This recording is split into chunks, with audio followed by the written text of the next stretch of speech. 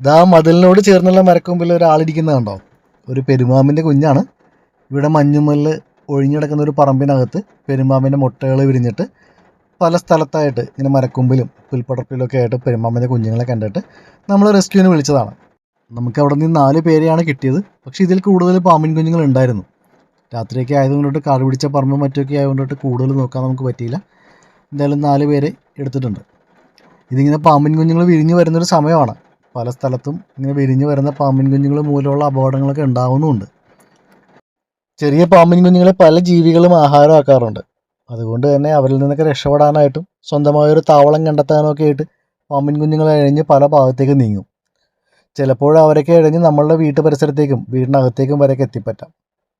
വിഷമുള്ള പാമ്പുകളൊക്കെയാണ് നമ്മൾ താമസിക്കുന്നിടത്തേക്ക് വരുന്നുണ്ടെങ്കിൽ നമുക്ക് അപകടമാകുന്നുള്ള കാര്യം പ്രത്യേകം പറയണ്ടല്ലോ. വീടും പരിസരമൊക്കെ വൃത്തിയായി സൂക്ഷിച്ചാൽ നമുക്ക് ഈ അപകടം ഒഴിവാക്കാവുന്നതാണ്.